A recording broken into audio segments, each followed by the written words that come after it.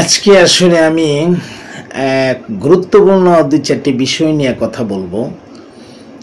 আমার অত্যন্ত মুহিব্বিন মুতাআল্লিকিন কিছু আলিমে দ্বীনের প্রস্তাব রক্ষা করতে গিয়ে আমার এই কথাগুলো বলা। আসলে অনলাইনে চিন্তা করলাম জীবনের এই মুহূর্তে এসে এই কথাগুলো বলে যাই, হয়তো আল্লাহ তাআলার বান্দাদের কাজে লাগতেও পারে। হ্যাঁ, ইনশাআল্লাহ। তো সেজন্য আমাকে অনেকে বলে যে হুজুর আসলে ওয়াইজ হওয়ার জন্য, ভালো মানের ওয়াইজ হওয়ার জন্য, একজন দ্বীনের খাঁটি দায়ী হওয়ার জন্য আসলে কিভাবে মেহনত করা উচিত বা কি ধরনের কিতাব পড়া উচিত, এটাই প্রথম কথা। এরপরে কথা হইল যে হুজুর কণ্ঠ ঠিক রাখার জন্য কোনো মেডিসিন আছে কিনা, এটা হলো দ্বিতীয় কথা। এরপরে 3 নম্বর যে কথা, যে সেটি হলো কিভাবে আসলে পথ আগাইলে, কি করলে পরে মানে সামনের দিকে পথটা আগানো যায়, দ্রুত সামনের পথটা ক্লিয়ার হয়। এই কয়েকটা কথার উপরে আমি কিছু কথা বলবো ইনশাল্লাহ।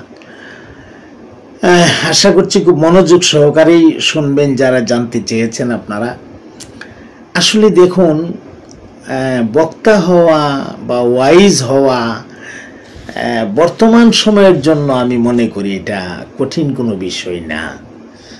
কারণ হইল এখন বর্তমান মাঠে যে যেভাবেই নেন, আমার কথাটা আমি জানি না, বর্তমান মাঠে ওয়াইজ দুই ধরনের আছে। এক ধরনের ওয়াইজ আছে যারা মুরব্বী, আগের থেকে মাহফিল করে আসছে, ওয়াজ নসিহত করে, ওনারা হইল একটা তবকার।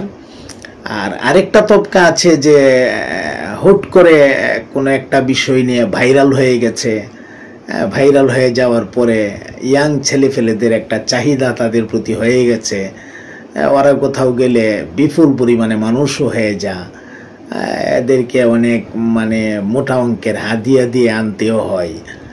এইসব বিষয় নিয়ে অনেক কথা, সে বিষয়ে আমি এদিকে যেতে চাই না। তো আমি যে বিষয়টি বলতে চাই যে একজন হক্কানি বা মুহাক্কিক একজন ওয়াইজ হওয়ার জন্য আমি মনে করি সর্বপ্রথম যে কাজটা করতে হবে এটি হচ্ছে অবশ্যই পড়ালেখা কমপ্লিট করার পরে দ্বীনের পর্যাপ্ত পরিমাণে জ্ঞান হাসিল করার পরে অবশ্যই একজন দায়ীকে, যিনি দ্বীনের দায়ী হবেন, খেয়াল করেছেন, তিনি কোনো একজন মুরব্বী দায়ীর সহবতে থাকতে হবে, কোনো একজন বুজুর্গ ওয়াইজের সহবতে থাকতে হবে। অবশ্যই কোনো একজন বুজুর্গর সহবতে থাইকা আপনাকে ওয়াজ শিখতে হবে। যদি কোনো একজন বুজুর্গর সহবতে থাইকা আপনি ওয়াজ শিখেন, তাইলে আপনি অনেক কিছুই শিখতে পারবেন যেগুলো আপনি নিজে নিজে শিখা সম্ভব না। এই জন্য বুজুর্গ ওয়াইজদের পেছনে মেহনত করতে হয়। মেহনত করলে, তাদের পেছনে থাকলে আপনি ওনার মতো করেই নিজেকে বানায় তুলতে পারবেন, এটা সম্ভব। বা এটা আল্লাহ তাআলা আপনাকে নসরত করবে এই বিষয়ে ইনশাআল্লাহ, আমি আশা করছি। তো এখন বিষয়টা হচ্ছে, দেখেন, ওয়াজ এখন তো বর্তমান ময়দানে ওয়াজ করাটা একবারে সহজ হয়ে গেছে বললেই চলে। আমি দেখেন, এই আমরা যখন প্রথমে ওয়াজটা শুরু করি, আমি আমার জীবন থেকে একটা কাহিনী আপনাদেরকে শোনাই। আমরা কিন্তু খুব বড় ফ্যামিলির থেকে আসি নাই, খুব নিম্ন ফ্যামিলির থেকেই আমরা আসছি। আল্লাহ তাআলা আমাদেরকে কবুল করেছেন, সারা বাংলাদেশে আমরা প্রোগ্রাম করি। তো ওয়াজের বয়স তো আর কম হয় নাই, আলহামদুলিল্লাহ যথেষ্ট হয়েছে। আমাদের সময়ের বা আমাদের সাথের বা আমাদের বন্ধু মহলের অনেক ওয়াইজ এখন মাঠে নাই বললেই চলে। অনেকেই আল্লাহ তাআলার দরবারে আল্লাহর ডাকে সাড়া দিয়ে চলে গেছেন, যাদের সাথে চলতাম। আবার অনেকে আছে, থাকলেও ঘরে আছে, ময়দানে নাই। কিন্তু আল্লাহ তাআলা এই গোলামকে এখনো ময়দানে কাজে লাগায় রাখছেন, এটা আল্লাহ পাকের শুকর আমি আদায় করছি, আলহামদুলিল্লাহ। তো যারা চলে গেছেন আল্লাহ তাআলা তাদেরকে জান্নাতের আলা মাকাম দান করেন, দিনের খেদমত করে যারা চলে গেছেন, এবং যারা বেঁচে আছেন আল্লাহ তাআলা তাদের হায়াতের মধ্যে বরকত দান করেন। তো যে কথাটি বলছিলেন, দেখেন আমরা অনেক কষ্ট করেছি। আমার খুব মনে পড়ে আমরা ওই যে ভাটি অঞ্চলে যাইতাম, হ্যাঁ, এই আশুগঞ্জ থেকে রাতের 2টা, যেখানে মাহফিল থাকুক, মাহফিল শেষ করার পরে আশুগঞ্জ আসছি।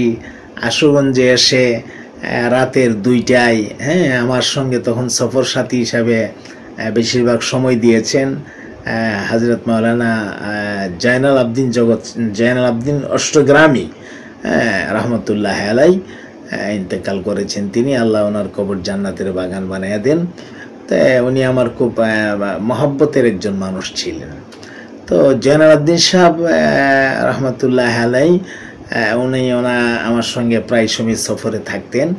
তো যাই হোক, মাহফিল শেষ করে, দেখেন রাতে মাহফিল শেষ করে ঘুমাইতেও পারি নাই, আশুগঞ্জে লঞ্চ ঘাটে চলে যেতাম। ও পরদিন মাহফিল যাব দূরে, শাসনা, জামালগঞ্জ, ওই সমস্ত এলাকায় যাব। ওইদিকে তো গাড়ি নিয়ে যাওয়ার কোনো রাস্তাঘাট তখন ছিল না। তো মোবাইল টোবাইলেরও সেই কোনো যোগাযোগ ব্যবস্থা নাই। এই যে কবে এসে দাওয়াত দিয়ে গেছে 6 মাস আগে, 7 মাস আগে, এই যে ডায়েরিতে লেখা আছে, বাস এই লেখাই, এর ভিতরে কিন্তু আর কোনো যোগাযোগও নাই। তো যাই হোক, পরে লাস্টে দেখা গেছে আমরা লঞ্চে উঠতাম। তো রাত 2টায়, কিন্তু খেয়াল করবেন কথাটা, হ্যাঁ, রাত 2টায় লঞ্চে ওঠার পরে এই লঞ্চ সারা রাত ব্যাপী চলছে। আমরা রাতের বেলা কেবিনিকার ঘুমান যা, লঞ্চে ঘুমান যা, ছোট ছোট কেবিন। তো বসে আড্ডা দিতাম, গল্প করতাম, বিভিন্ন কথাবার্তা বলতাম, সময় কাটাইতাম, একটু ঘুম ধরলে একটু ঘুমাইতাম। তো এখানেই ফজরের নামাজ। আবার লঞ্চে আরেকটা সুবিধা ছিল, আপনার ওই ক্যান্টিন ছিল, যেখানে খাবার দাবারের ব্যবস্থা। তো ক্যান্টিনে আমরা টাকা জমা দিয়ে রাখছি বা খাবারের কথা বলে রাখছি। তো সকালে এখানে নাস্তা, এরপরে আবার সারাদিন লঞ্চ চলতে আছে, আবার দুপুরের খাবার লঞ্চেই, হ্যাঁ, জোহরের নামাজ ওই লঞ্চেই। তো এইভাবে দেখা গেছে সারা রাত তো চলছি লঞ্চটা, আবার সারা দিন চললে গিয়া এই বিকেল 2টা 2:30। দেখছেন ঘটনাটা? এখানে রাত 2টায় উঠলাম, আর ওখানে গিয়ে নামলাম দিনের 2টা 2:30টায়। আচ্ছা, গেলাম সি, তো ভালো কথা। নামার পরে তো ভাবলাম যে শেষ, হ্যাঁ, হয়ে গেছে। দেখলাম যে না, ওখানে নামার পরে আবার মোটর সাইকেল, এই মোটর সাইকেল দিয়ে আবার দেখা গেছে 5 মাইল 10 মাইল জায়গা নিয়ে গেছে। এই যে ভালো কথা, নিয়ে গেছে 5-10 মাইল গেলাম, তো মাহফিল পেয়ে যাব না? মাহফিল নাই তো ভাই। মাহফিল কই যে নদীটা পার হয়ে ওই যে সামনে গ্রামটা দেখা যায়, এই সামনের এই গ্রামটার মধ্যে মাহফিলটা হবে। ও আচ্ছা, ঠিক আছে, তাইলে চলেন।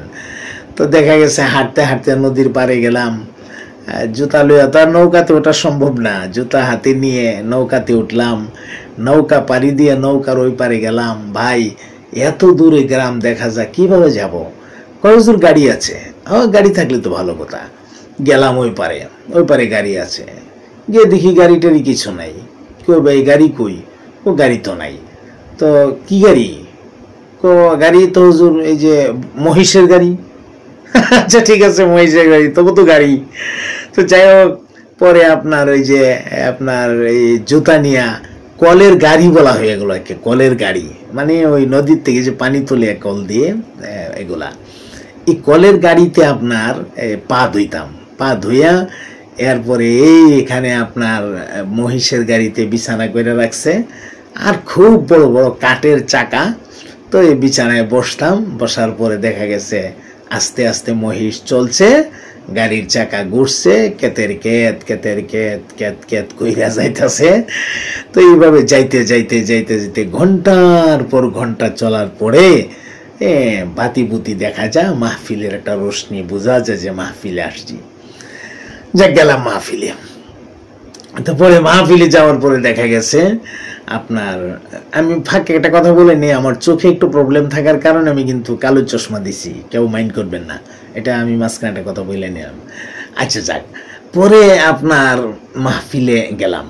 মাহফিলে যাওয়ার পরে দেখি আপনার মাশাআল্লাহ সুন্দর আয়োজন ব্যবস্থাপনা, বড় চমৎকার আর তখন আসলে আলেম ওলামাদেরকে মানুষ মহাব্বত করতো সেই রকম, যেটা আপনাদেরকে ভাষা দিয়ে বোঝানো সম্ভব না। কি পরিমাণ সম্মান করত একজন আলেমকে, এটা এখনকার তুলনায় কয়েক হাজার গুণ বেশি বললেও ভুল হবে না। মুরব্বী আলেমরা যারা আছেন আমার সাথে আশা করছি একমত হবেন। তো আচ্ছা, যাই হোক, ওখানে যাওয়ার পরে তো নির্ধারিত সময় স্টেজ আনছে। স্টেজ আনার পরে দেখি একটা কাঠের চেয়ার, সামনে খুব বড় উঁচা এক টেবিল ফালাইয়া রাখছে, সামনে বন ফালাইয়া রাখছে, খের আর কি বন। তো এই বনের মধ্যে মানুষ বসে রইছে। এরপরে আপনার এই ফার্ম লাইট, ওই যে ফার্ম লাইট যে এগুলি যে জ্বালায় রাখছে, কয়েকটা ফার্ম লাইট দিয়ে রাখছে। এরপরে আপনার দেখা গেছে এই ফার্ম লাইট কোনোটা একটু কম জ্বলতেছে, কোনোটা বেশি জ্বলতেছে। একটা ফার্ম কমে গেলে ওইটা লামায় আবার এই যে গ্যাট্টার করে এটার ভিতরে ফার্ম দিতেছে, দিয়ে এটার আবার আলো বাড়াইতেছে। আর মাইক আপনার এত বড় বুমা একটা, এখানে 2-4টা মাইক লাগাইছে, এই মোটামুটি কোনো রকমের আওয়াজ। তো যাই হোক, এরপরও একটা শান্তি। তো আমরা এই বসে বসে কথা বলতাম, মুরব্বীরা কথাগুলি শুনতো, খুব মনোযোগ দিয়ে শুনতো। তখন মুরব্বীদের সংখ্যাই ছিল একটু বেশি মাহফিলে, ইয়াং জেনারেশনরা একটু কমই আসতো একটু কম। তো পরে দেখা গেছে আমরা বয়ান করতেছি, তখনকার একটা চিত্রই যেন ছিল ভিন্ন রকম। ওয়াইজেরও দিল নরম থাকতো, সামিন যারা শ্রোতারা তাদেরও দিল নরম থাকতো। তো একটা মোটামুটি একটা কান্নাকাটি মাহফিলের মধ্যে খুব হইতো, আল্লাহ তাআলার কাছে রোনা জারি হইতো, দোয়া হইতো। তো এই ছিল আমাদের, কিন্তু আমাদের সময়ের অবস্থাটা। এরপরে তো মনে করেন আসার সময়, যাওয়ার সময় যেই সুরত, আসার সময় তো সেম সুরত। এভাবে কষ্ট করে দেখা গেছে আমরা সারা দেশ বিভিন্ন জায়গাতে একদম প্রত্যন্ত অঞ্চলে গেছি, প্রোগ্রাম করেছি আলহামদুলিল্লাহ। তখন এত কষ্ট করছি যে তারপরেও কিন্তু ময়দানে একটা ভাল লাগছে, শান্তি লাগছে। এখন এত আরামে প্রোগ্রাম করি, গাড়ি নিয়ে মাহফিলে যাই, আবার প্রোগ্রাম শেষ করার পরে গাড়ি নিয়ে চলে আসি। তারপরেও সেই শান্তিটা কিন্তু এখন আর পাই না। সেই যে একটা মানে মাহফিলের যে একটা নূর, বা একটা মাহফিলের মধ্যে যে একটা আপনার আবেগ মানুষের তৈরি হইতো, সেই জিনিসটা এখন আর পাই না। মানুষেরা বসে বসে কান লাগাইয়া শুনতো, সুবহানাল্লাহ, আলহামদুলিল্লাহ, এই সমস্ত শব্দগুলা বলতো, খুব মহব্বতের সাথে মানুষেরা বলতো। এখনকার সময়ের মতো মাহফিলে যে খুব হাঙ্গামা, হট্টগোল, সুরগুল, এরকম একটা মানে খুবই মানে কিভাবে বোঝায় আপনাদেরকে, এরকম ছিল না। মাহফিলগুলা মানে খুব শান্ত পরিবেশে, অত্যন্ত মানে নিরিবিলি পরিবেশে, কিছু সময় বয়ান, কিছু সময় জিকির আজকার, কিছু সময় তাসবিহ তাহলিল, এরপরে আপনার এভাবে মাহফিলগুলা চলতে থাকতো। তো দেখা গেছে আলহামদুলিল্লাহ খুব ভালো লাগতো। তো যাই হোক, সেই জমানা পাড়ি দিয়ে আপনার দীর্ঘ সময়, প্রায় 36-37 বছর যাবৎ মাহফিলের ময়দান বয়ান করতে করতে এ পর্যন্ত আল্লাহ তাআলা আপনাদের খেদমত পর্যন্ত নিয়ে আসছেন। তো এখনো আছি। তো যাই হোক, অনেক সময় আমার তরুণ সমাজ, অনেক বন্ধু মানে তরুণ সমাজের অনেক স্নেহভাজনরা আমাকে বলে যে হুজুর, আসলে যে আপনি এই বয়সে এসে যেভাবে কণ্ঠটাকে আপনি ব্যবহার করছেন, আপনার ভয়েস বা আপনার কথা বলার ভঙ্গি সব মিলাইয়া আমরা ইয়াং জেনারেশনরা মাঝে মাঝে একটু আশ্চর্যই হই যে আপনি কিভাবে, আপনি কি কোনো মেডিসিন ব্যবহার করেন যে কণ্ঠটাকে ঠিক রাখার জন্য। তো আমার দ্বিতীয় যে পয়েন্টটা, আসলে এটা আমি আইসা গেছি, আমি অনেক কথা ছেড়ে দিয়েছি, গল্প লম্বা হয়ে যাবে। তো এই মেডিসিন, তো এখানে আমি দুইটা কথা বলি। এক নম্বর কথা হইল, মেডিসিন বলতে কণ্ঠকে ঠিক রাখার জন্য মেডিসিন, সে কথাটা আমি বুঝি না। আমি বুঝি যে এটা আল্লাহ পাকের একটা দান, এটাই সবচেয়ে বড় কথা। আল্লাহ পাকের একটা দান, আল্লাহ পাক এটা আল্লাহ পাকের তরফ থেকে একটা স্পেশাল গিফট। এটা এটা একটা স্পেশাল গিফট, এর মধ্যে কোনো সন্দেহ নাই। আর এরপরেও সাময়িকভাবে যারা আপনারা কণ্ঠটাকে পরিষ্কার রাখতে চান, ক্লিয়ার রাখতে চান, আপনাদেরকে আমি একটা টিপস হয়তো বলে দিতে পারি, যেটা আমি নিজেও ব্যবহার করি। আপনারা হাব্বাতে বাইদা যেটা আছে, হাব্বাতে বাইদা, এটা ইন্ডিয়ার থেকে আনতে হয়, তো সেটা আপনারা রাতে ঘুমের আগে ব্যবহার করতে পারেন। এর পাশাপাশি আপনার একটা হোমিও ওষুধ আছে, কস্টিকাম 1M। হ্যাঁ, কস্টিকাম 1M একদম মানে 1 নাম্বারটা, বাহিরের মেডিসিনটা। এটা আপনি পরিচিত কোনো একজন হোমিওপ্যাথিক ডাক্তারের কাছ থেকে পরামর্শ করে আপনি নেবেন। কস্টিকাম 1M এটা শুধু কণ্ঠের কাজ করে না, আরও অন্যান্য কাজও করে। তো এইটা রাতে ঘুমের আগে 3 ফোঁটা, হ্যাঁ 3 ফোঁটা, একদম অরিজিনালটা, পানি ছাড়া, হ্যাঁ পানি মিক্স ছাড়া, অরিজিনালটা, ডাইরেক্টটা, এটাকে আপনি যে 3 ফোঁটা এই যে ইয়েতে আপনার আধা কাপ পানিতে দিয়ে আপনি এটা খেয়ে ঘুমিয়ে থাকবেন। তো গলায় যদি কোনো প্রেশার পড়ে রাতে বয়ানে, সকালবেলা আশা করি ইনশাল্লাহ ঠিক হয়ে যাবে। হ্যাঁ, এর বিষয়। আর আরেকটা বিষয় হলো, মানুষের সাথে আপনার বয়ানের ক্ষেত্রে, বয়ানটাই মূল না, যে ইন্তেজামিয়া কমিটি যারা, তাদের সাথে খুব সুন্দর আচরণ করতে হবে।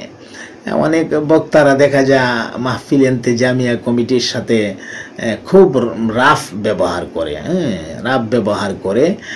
এই ব্যবহারটা করা যাবে না, তাদেরকে হয়রানি করা যাবে না, পেরেশানি তাদেরকে দেওয়া যাবে না, তাদেরকে কষ্ট দেওয়া যাবে না। তাদের সাথে একটু মাধুর্য ভাষায়, সুন্দর ভাষায় তাদেরকে সুন্দরভাবে তাদের সাথে কথা বলবেন এবং তাদের সাথে একটা আন্তরিকতা, একটা মহাব্বত পয়দা করবেন। হ্যাঁ, মহাব্বত পয়দা করবেন।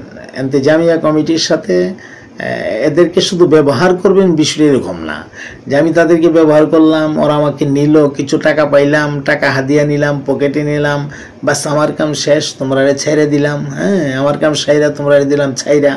বিষয়টা যেন এরকম না হয়, বরং এদের সাথে একটা আন্তরিকতা রাখা, একটা সম্পর্ক রাখা,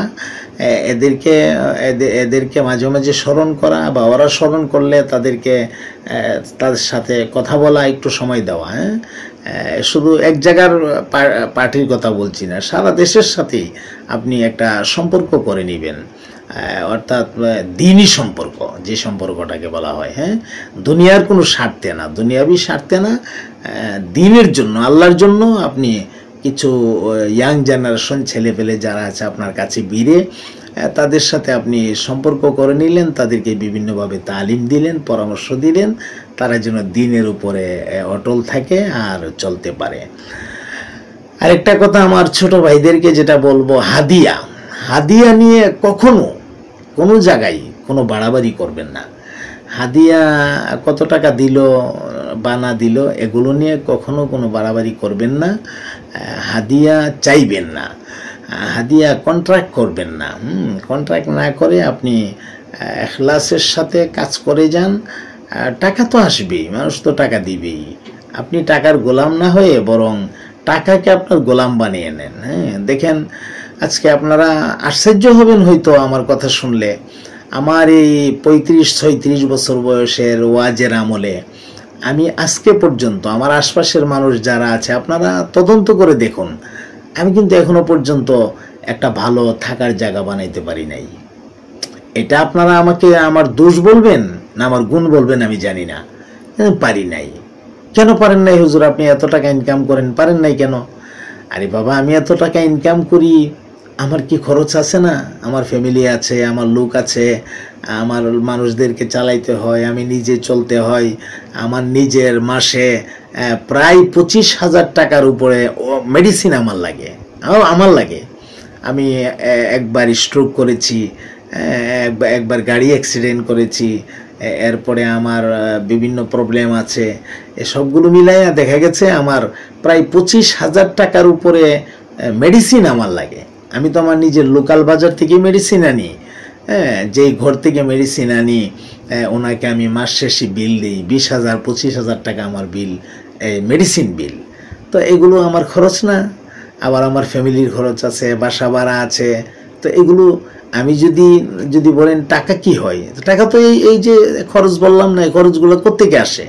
খরচগুলো আমি তো করতেছি, এটা তো আমি ইনকাম করতেছি, আল্লাহ তাআলা আমাকেই তো দিতেছেন। তো বড় কিছু করতে পারলেন না কেন? কেন আমি বড় কিছু করতে পারবো? বড় কিছু করার তো আমার দরকার নাই। আমি চাই না দুনিয়াটাকে খুব বেশি বড় করে মনে করে। আপনারা আবার মনে করেন না তাই বুজুর্গি দেখাইতেছে। আমি বুজুর্গি দেখাইতেছি না, আমি দুনিয়াটাকে খুব বড় করে আল্লাহর কাছে চাই নাই। পরিষ্কার বিশ্বাস করেন, আল্লাহ বিল্লাহ তাল্লাহ, আমি পৃথিবীটাকে দুনিয়াটাকে আমি আল্লাহর কাছে বড় করে চাই নাই। আমি আল্লাহর কাছে চেয়েছি যে আল্লাহ আমাকে সম্মানের সাথে একটা জিন্দিগি দেন, আমার জিন্দিগিটা যেন সম্মানের জিন্দিগি হয়।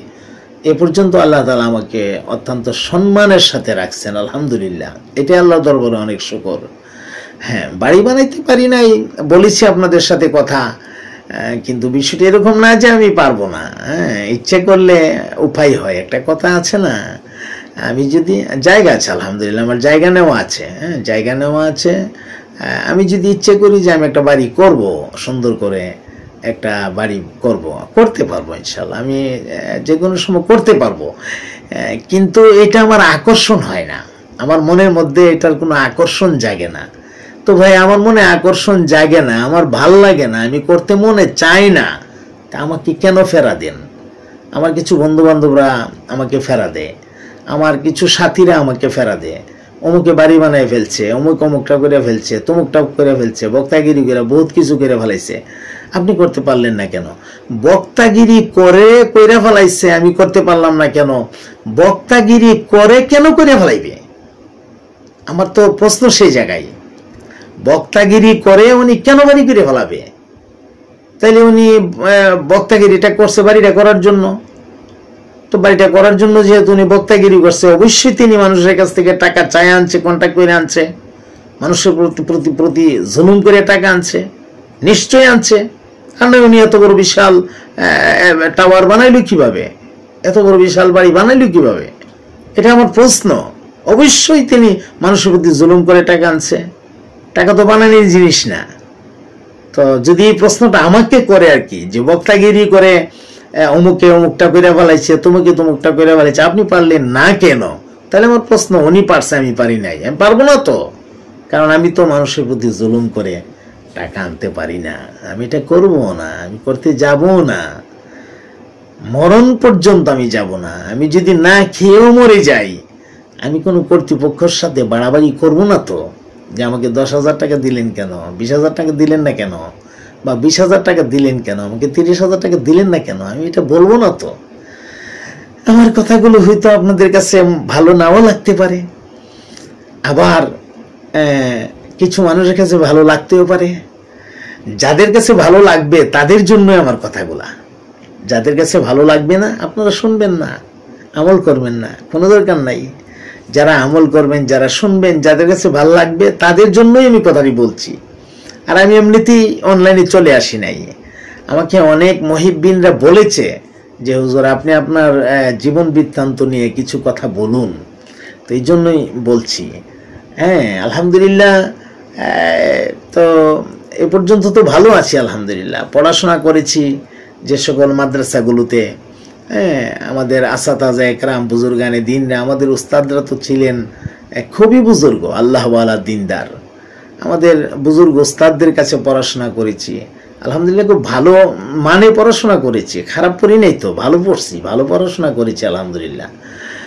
কিতাবাদি ভালো বুঝতাম এবং এখনো পর্যন্ত কিতাবাদি পড়ানির মধ্যেই ব্যস্ত আছি।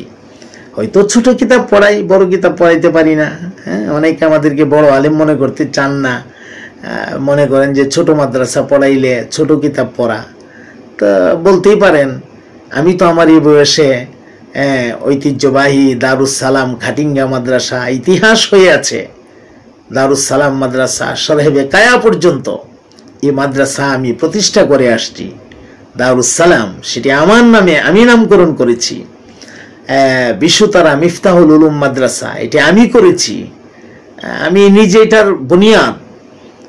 এরপরে মেহনত করেছি আমি কিছুদিন নোয়াগাঁও মাদ্রাসায়, মেহনত করেছি 18টা বছর একটানা ধরন্তী মাদ্রাসায়। বর্তমানে আমি সিরাজুল উলুম সূর্যকান্দি জামিয়া ইসলামের সিরাজুল উলুম সূর্যকান্দি মাদ্রাসায় আছি। এটি বড় হুজুর রহমতুল্লাহ আলাইহির নামে মাদ্রাসা। বড় হুজুর রহমতুল্লাহ আলাইহির বরকতে আমি এই মাদ্রাসায় আছি। বরকতে এই মাদ্রাসায় আল্লাহ আমাকে কবুল করেছেন এবং বড় হুজুর রহমতুল্লাহ আলাইহির ফায়েজ এবং বরকত নিয়েই আমি কবর পর্যন্ত যেতে চাই। আজকে সর্বশেষ একটা কথা বলে আমি গল্প শেষ দিচ্ছি। আজকে কিছু গল্প করলাম আর কি, আমার মুহিব্বিনদের জন্য। যাদের ভাল লাগে না এড়িয়ে যাবেন। আমি কাউকে জোর করে তার ওয়াজ করতেছি না। যার ভাল লাগে না এড়িয়ে যাবেন। বেশি কোনো কমেন্ট দয়া করে কেউ করবেন না প্লিজ। আচ্ছা, ওই আপনার মাদ্রাসা দেখেন, আমি গত রমজানে কিন্তু এখানে আমি ইন করেছি। আলহামদুলিল্লাহ এ পর্যন্ত প্রায় 12-14 লক্ষ টাকার কাজ মাদ্রাসায় হয়ে গেছে। আলহামদুলিল্লাহ আমরা অনেক আপডেট করেছি মাদ্রাসাকে। মাদ্রাসাকে কার্পেটিং করেছি, নতুন ঘর করেছি, একটা ভিআইপি মানসম্মত চমৎকার একটি গেট করেছি। পুরা মাদ্রাসাটাকে আমরা সিসি ক্যামেরার আওতায় আনতে পারছি। আধুনিকায়ন করার জন্য, রুচিসম্মত করার জন্য যা যা করার চেষ্টা করেছি আলহামদুলিল্লাহ হয়েছে। সকলের দাওয়াত রইল, আপনারা আসবেন, আমার মাদ্রাসাটা পাইরা যাবেন, দেখা যাবেন। এখানে পাইরা গেলে লস হবে না। বড় হুজুর রহমতুল্লাহ আলাইহি এখানে পাড়া দিয়ে গেছে। বড় হুজুর রহমতুল্লাহ আলাইহি যেখানে পাড়া দিয়ে গেছে, বড় হুজুর রহমতুল্লাহ আলাইহি যেখানে বসছে, বড় হুজুর রহমতুল্লাহ আলাইহি যেখানে সময় দিয়েছেন, বড় হুজুর রহমতুল্লাহ আলাইহি যেখানে কথা বলেছেন, বড় হুজুর রহমতুল্লাহ আলাইহি যে মাদ্রাসাকে নিয়ে ফিকির করেছেন, বড় হুজুর রহমতুল্লাহ আলাইহি নিজে, বড় হুজুর রহমতুল্লাহ আলাইহির নামে যে মাদ্রাসাটি প্রতিষ্ঠিত হয়েছে, এখনো বড় হুজুর রহমতুল্লাহ আলাইহির নাতি মুফতি হেদায়েতুল্লাহ সিরাজি দামাত বারকাতুহুম আমাদের নিগরানিতে আছেন। তো আমাদের মুরব্বীগণ তো আছেনই, আমরা এদারা তালিমের অন্তর্ভুক্ত হয়েছি। তো আমি আসলে আবেগে আপ্লুত হয়ে গেছি, মানে গভীর রাতে। তো বড় হুজুর রহমতুল্লাহ আলাইহি এখানে সময় দিয়েছেন। এই জায়গায় আল্লাহ তাআলা আমার শেষ বয়সে আমি গোলামকে আল্লাহ তাআলা কবুল করেছেন। আমি আল্লাহর দরবারে অসংখ্য অসংখ্য অগণিত শুকুর আর সুজুদ যে মহান মালিক আমাকে বড় হুজুর রহমতুল্লাহ আলাইহির নামের এই প্রতিষ্ঠানে আমাকে কবুল করেছেন। আমি অনেক কষ্ট পেয়েছিলাম যে 18টি বছর যেখানে থাকলাম, আমি সেখানে শেষ জীবনটাকে শেষ করতে পারলাম না, বা জীবনের শেষ অবধি ওখানে আমি কাটাইতে পারলাম না। শেষ পর্যন্ত আল্লাহ তাআলা আমাকে যেখানে নিয়ে আসছেন, আমি মনে করি আল্লাহ তাআলা আমাকে দয়া করে এখানে নিয়ে আসছেন।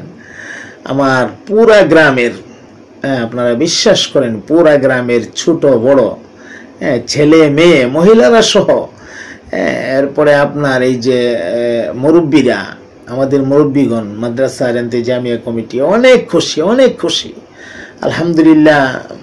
মাদ্রাসায় মহিলারা বিভিন্ন মহল্লা থেকে লাউ পাঠা, পেঁপে পাঠা, 2টা ডিম পাঠা, আমার কলিজাটা ঠান্ডা হয়ে যায়। একটা গুরুত্বপূর্ণ কথা বলে আমি শেষ দিয়ে দিতেছি, আপনারা বিশ্বাস করেন, আল্লাহ আমি গল্প করে কথাটা বলছি না, আমি আপনাদেরকে আপনাদের সাপোর্ট পাওয়ার জন্য বলছি না, আমাকে বুজুর্গ বলেন সেজন্য বলছি না। আপনারা কেউ আমাকে বুজুর্গ না বললে কোনো সমস্যা নাই, আপনারা আমাকে সবচেয়ে বড় গুনাহগার বলেন, যে এই লোকটা পৃথিবীর সবচেয়ে বড় গুনাহগার, আমার কোনো আপত্তি নাই। আমার মালিক যদি আমাকে পছন্দ করে আলহামদুলিল্লাহ যথেষ্ট। আমি মালিকের খুশি চাই। মালিক যদি খুশি থাকে আর সারা দুনিয়া যদি আমার উল্টা হয়ে যায়, আমার কোনো সমস্যা নাই, কোনো সমস্যা আমার নাই। আমি একটা কথা বলি, দেখেন, বিশ্বাস করেন আপনারা, গভীর রাত আমি সাধারণত সারা রাত মোতালা করি আলহামদুলিল্লাহ। আমি মানে অহংকারী করে বলছি না, বা আপনাদেরকে জানানোর জন্য বলছি না, আমি শুকরিয়াতান বলছি। আমি প্রায় আমার এটা 25 বছরের আমল। আমি সারা রাত আমি মোতালা করি, আমার উস্তাদরা দেখে আমি পড়াশোনা করি। তো ফজরের নামাজ পড়ে তারপরে আমি ঘুমাই, এটা আমার উস্তাদরা সাক্ষী দেখে। তো আমি সিসি ক্যামেরায় রাত তখন 2টার উপরে বাজে, আমি নিজে দেখেছি মুষালধারে বৃষ্টি হইতেছে, মুষালধারে বৃষ্টি। বিশ্বাস করেন আমার কাছে সিসি ক্যামেরার ফুটেজ আছে। হ্যাঁ, মুষালধারে বৃষ্টি হইতেছে। আমার কমিটির কয়েকজনও দেখছে, কিন্তু আমি দেখেছি তাদেরকে, আমার উস্তাদরা দেখছে। আল্লাহ আল্লাহ, বড় হুজুর রহমতুল্লাহের বরকত সব, আমার কোনো ফায়েজ না, আমার কোনো বরকত না, আমি গুনাহগার। আমি বড় হুজুর রহমতুল্লাহের বরকত আমি পাইছি, আমি পেয়েছি। এখানে আমার মাদ্রাসার মাঠে মুষালধারে বৃষ্টি হইতেছে, রাত 2টার উপরে বাজে। একজন মানুষ গেট লোকটা বৃষ্টি ভিজা দাঁড়ায়া, হঠাৎ মানুষটা ক্যামেরায় আসছে, আমি দেখলাম 15টা মিনিট বৃষ্টির মধ্যে দাঁড়ায়া, কোনো সময় হাত এভাবে দিয়া, কোনো সময় হাত এভাবে উপরে তুললা, কোনো সময় 2 হাত এভাবে মিল্লা দিয়া, বিভিন্ন কায়দায় মানুষটা আল্লাহ তাআলার কাছে দোয়া করতেছে।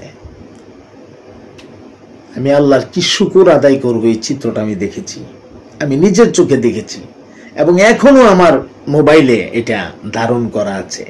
যে কেউ দেখতে পারবেন, বলবেন হুজুর এটা কি ইউটিউবে ছেড়ে দেওয়া যায় না, এটা কি ফেসবুকে ছেড়ে দেওয়া যায় না, মানুষেরা দেখবে না? আমি কেন ছেড়ে দেব? এটা তো একটা সিক্রেট বিষয়।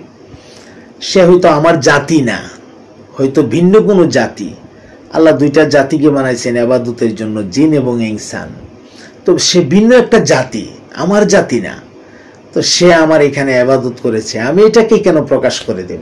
কেন প্রকাশ করব? সেজন্য আমি প্রকাশ করি না।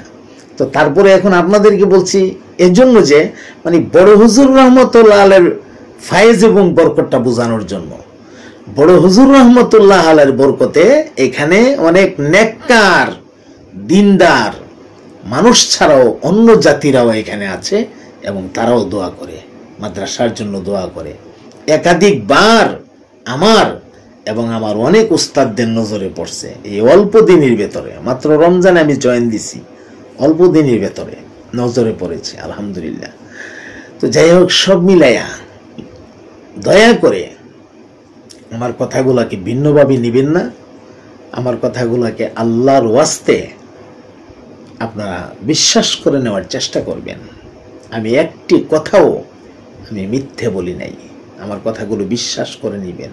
আর যদি ভালো না লাগে আপনি এড়িয়ে যাবেন, ভিডিওটা কেটে দিবেন। আমি লম্বা ভিডিও দিয়ে দিছি, ভিডিওটা কেটে দিবেন। এই গল্পটা আপনি শুনবেন না, এটা আপনার জন্য না। হ্যাঁ, আপনি শুনবেন না, যাদের জন্য দিয়েছি তারা শুনুক। আল্লাহ আপনাদের কাছে আমি দোয়া চাই, আল্লাহ তাআলা যেন আমার এই প্রতিষ্ঠানটাকে কবুল করে, আমি যেন জীবনের শেষ মুহূর্তে প্রতিষ্ঠানটার খেদমত কইরা আমি যেন কবর পর্যন্ত যাইতে পারি। জানি না কতদিন আল্লাহ হায়াত রাখছে, জানি না কতদিন এখানে রিজিক আছে। এটা আমি জানি যে কওমি মাদ্রাসা কোনো গ্যারান্টি নাই, এখন আছো তখন নাই, এটা আমি ভালো করেই জানি। হ্যাঁ, কওমি মাদ্রাসার সিস্টেম এইটা।